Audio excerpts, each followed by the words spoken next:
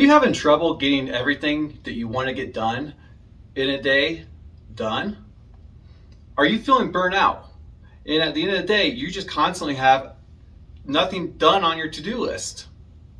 Well, today we're going to go over different tips, tricks, strategies, and secrets on how you can maximize your day and get more stuff done.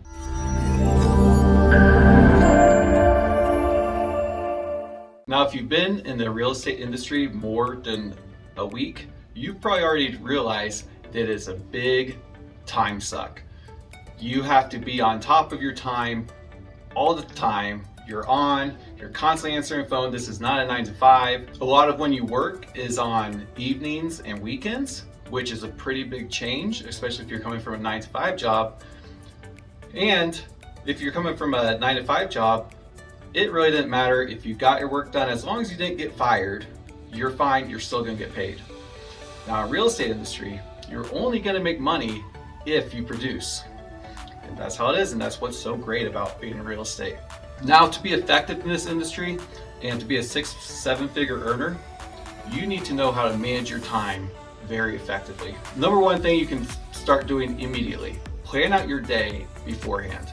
Before you leave the office, before you leave your desk, spend 5-10 minutes, look at your calendar for the next day, think about what you wish you got done today and what you need to get done tomorrow. Think about the consequences of what if you don't have that stuff done to kind of motivate you for the next day. It's a lot easier to tell yourself what your tomorrow self is going to have to do than telling yourself what you got to do today. So tell your tomorrow self, write a list of things that need to get done and also what time you're going to do them.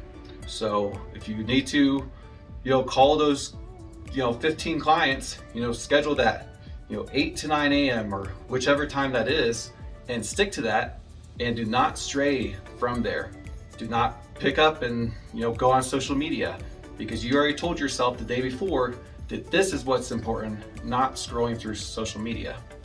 So block out times, write down your schedule for what you're going to do. From 8 to 9, I'm going to do this. From 9 to 10, I'm going to do this. Even put what time you're going to wake up and put what time you're going to go to sleep that night to make sure that you start out, get enough sleep, get enough energy that you're going to go after it the next day. Stick to that schedule. It'll start to become a habit. And I'll tell you what, this is one of the most effective strategies that have helped for me throughout the years, is just writing out. Spending a few minutes the day beforehand has just really gotten me focused for the next day. Another side benefit for writing out your schedule the day before is it gives your mind a break, that it's not laying in bed thinking, oh my gosh, I gotta do this, I gotta do this, I gotta do this. Because you already thought it out and you put it on paper, and then your mind can rest easy for the rest of the day. And then you know that you've already thought about it, you've already planned out your day, that you do not need to worry about anything until tomorrow morning, and you're gonna hit that and you're gonna dominate your next day. Now that you've just started your day properly, you need to stay on task. Now, a great way to be able to do this, stay on task, you've already scheduled your day the night before, but you pick 2 to 3 things that you're gonna get done. Like, no matter what, you're gonna focus on those, because we probably all have to-do lists, that's probably 50 to 70 long. But if you're honest with yourself, only about 20% of those, if that, are actually what's most important. So pick 2 or 3 things that you're gonna get done. That's, the most important, the ones that you probably don't like and are the most, frustrating to do, or you think is frustrating, but it takes probably about the same amount of energy to do the things that you need to do as it does doing the kind of mindless stuff that you just want to do because you're avoiding the other things. So pick those 2 or 3 things and just start going at it. And you will see that it's not too bad, that you're just breaking it down and you're just working on those things. And once you're done, then you got this great sense of accomplishment, weight off your shoulders, because if it was that important, you probably have been putting it off for a while. And then you just kind of consider consequences of this being done now. You can consider consequences of having things not done and what that will affect you. So if you don't make those calls to those people that you've been trying to get called back with, you're not looking for properties for your clients, just think of the consequences of you not doing that. Okay, well, it could be several tens of thousands of dollars worth of commissions that you're missing out on because you are not doing these tasks. So once you really kind of put the numbers to it, like this is costing me tens of thousands of dollars, me being mindless and not scheduling my tasks in a day and not staying focused, think of that, it'll motivate you. Now here's something that nearly everyone I know has trouble with, myself included. I have to constantly remind myself, if someone else can do this task, then I should not be doing it. No matter what it is. If someone else can do the task that I'm doing right now, then someone else should do it. So for example, right now, me making a video and talking with you right here, only I can do that because only I can have that personal experience and conversation with you. Now, do I need to be doing the editing? No, someone else can do that. Do I need to be doing the optimization for my YouTube video? No, someone else can do that. So I can focus on the things that I need to be doing, like standing here, making a YouTube video for you. And all the other parts, I can have someone else do.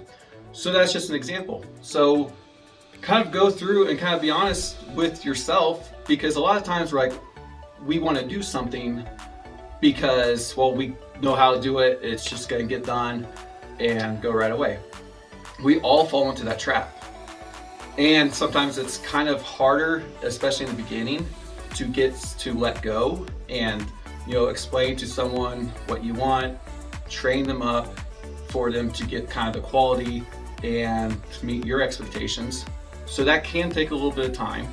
And so it's kind of frustrating in the beginning because you are probably gonna have to try several different virtual assistants and whatever other tasks that you have that someone else can do. And so it's kind of a lot of time at the beginning, but once you finally get to that sweet spot and you have virtual assistants taking care of a lot of things for you during the day, you're not getting interrupted by calls, text messages and stuff because you already have someone on that.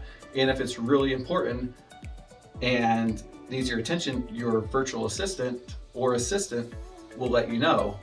And once they know kind of your schedule and kind of how you operate. So definitely, if someone else can do it, get rid of that. Even if you value your time at say $25 an hour, which is $50,000 a year, and you're paying someone, $30 an hour.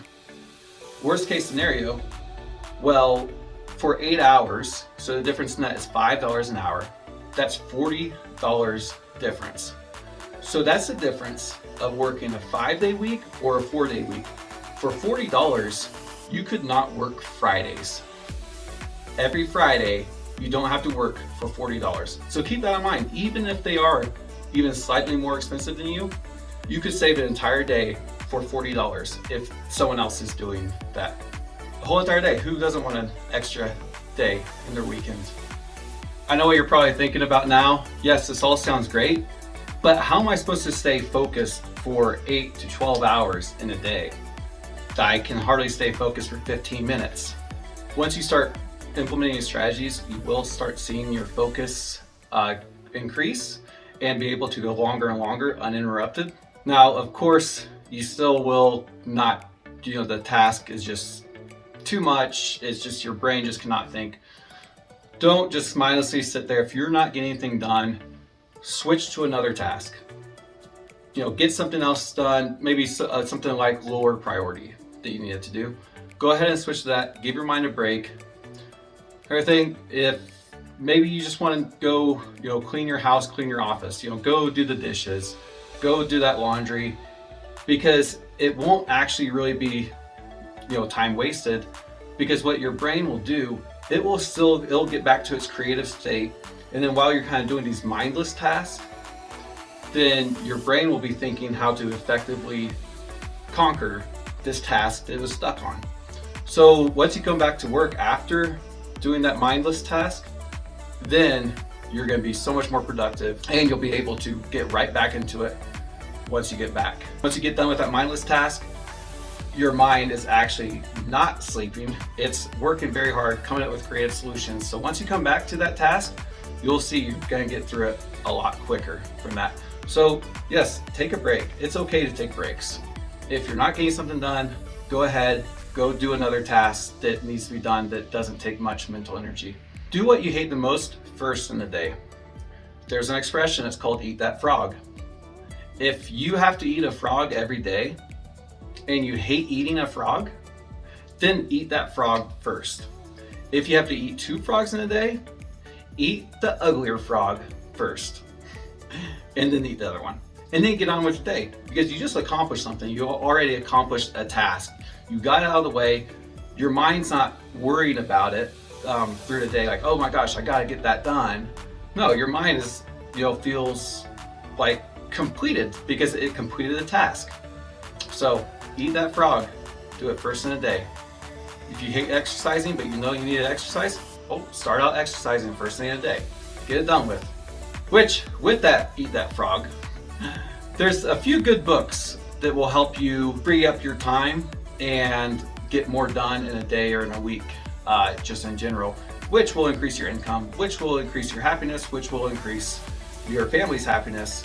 So all around, time management is extremely important to know how to effectively do, but also implement these strategies. Now, if you want some more information, you can give me a call. My number is 303-746-7504. If you're a real estate agent and you need some help with strategizing on how to effectively manage your time, please give me a call. We'll schedule a Zoom call, and for no cost, we can have a nice little 30-minute Zoom call and kind of see what you're dealing with, and I will go ahead and help you with that too. Start out your day properly and do not disturb. So there's a nice little feature on your phone. It's a do not disturb feature. And that's not so much for people to not disturb you. It's more for your mind to stay focused on a task. You don't need those Facebook, Instagram, all these notifications about who liked your stuff popping up that is distracting you from focusing on your task. If we're really honest with yourself, and once you really start scheduling out your day and writing out what you did for the day, you'll start to see that you can waste a lot of time on just meaningless notifications. Now, you're probably thinking like, well, I might have a client call or whichever else. Well, we'll discuss the strategies for that. It's not rude necessarily to not answer your phone. It's rude to not get back with somebody. Here's kind of a little tip to kind of handle that mentally, because we are like, if someone contacts us, we want to get back with them right away. It's just kind of in our nature, and that's good to have that like promptness about you. Here's kind of mindset that I think of, and I'm not talking about like a mindset for like actual like clients and stuff calling, but just for kind of everyone else that aren't paying you money. Just because they called you or sent you an email, sent you a message, they do not deserve a slice of your day. Your time is important. You have to value your time and protect your time. Don't be rude about it, but just because someone sent you an email or a notification, message, whichever else, they do not deserve part of your day. So definitely utilize the do not disturb feature. Schedule out a time that, from 9 to 9:10, you're going to respond to messages, maybe check Instagram, Facebook, or whatever, make sure there's nothing too important. And then maybe you're going to do it at 12 to 12:30, which check emails. And you can even set an email responder. Like, look, I check my emails at 12 to 12:30. I check my emails at 4 o'clock. If it's something that cannot wait, you can give me a call here. So then when they call you, you're like, what's the emergency? Essentially, you'll say it nicer than that. But you definitely want to make sure you schedule the times to get back with people in the day. Because otherwise, you've probably seen yourself do this, or you've seen other people do this. They're just they don't even know what they're going to do that day. They just know that they're going to be super busy and they're just going to be putting out fires all day. And that's because they did not block out times to take care of this. And so if you manage your time effectively, then you'll have some more time to take care of these situations before they arise. Now, when you're also starting your day properly, don't immediately, and this is, okay, so this one's kind of hard. Don't immediately pick up your phone as soon as you get out of bed or even before you get out of bed. Go forward with your routine. Like if you start with doing yoga or stretching or push-ups or taking a shower, go do that thing, do your morning routine, and then wait till you're sitting down for your coffee before you actually check those messages. The reason being, it will help your mind kind of think of what's important and that really needs to get done, and kind of wake up and then start that creativity process. Now, as soon as you pick up that phone and you see all these notifications, it's going to absolutely destroy your creativity for today just immediately. And just by picking up your phone 15 minutes too early, your brain's no longer thinking about what it can do through the day. It's just thinking, oh, well, this is what's right in front of it. So you want to make sure you give your brain some time to think. And a lot of times, a lot of people will meditate or even just sit down 5 minutes before everyone's awake and just nothingness. They just no phones, not reading anything, they just sit. And then your brain starts thinking about what's actually really important for today. It's amazing what this can do, because your brain's like, oh, I need to finish my taxes today. I should have finished 2 months ago, but I need to do that today. I'm gonna finish them. And then your brain is like, hey, that's the most important. Your brain's not telling you. It's not telling you that Susie sent you an Instagram message saying, hey, what's up? Where do you live? How are you doing? No, it's saying that your taxes are gonna get done, not these random messages that you don't need to worry about at the time. Gotta prioritize, start your day right, and get those notifications turned off. Now, there's a few books out there that I really recommend that I've read multiple times if you want to learn how to effectively manage your time and be a higher producing real estate agent as well. Now, first one is Eat That Frog by Brian Tracy. It's a nice short book. It probably only take a couple hours that you can listen on Audible. And this book is very concise, and it's about what we talked about earlier. It's about Eat That Frog. That's where I got it from. The other one is The 4-Hour Work Week by Timothy Ferriss.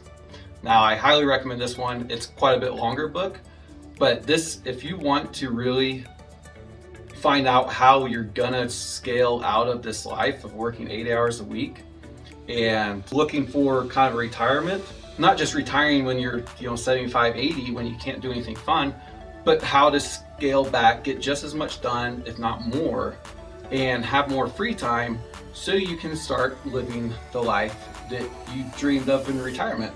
So 4-Hour Work Week by Timothy Ferriss and Eat That Frog by Brian Tracy. Highly recommend those books. Go get them. They're awesome books, and you will see a big change once you start implementing them on the way you think and the way you operate and the amount of free time that you gained. Well, that's all I have for you today. Now there's so much more information. Go check out those books. Give me a call.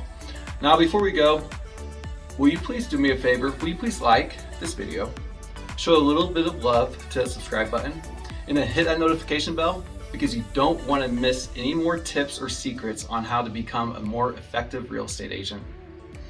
I'll talk to you later. Bye.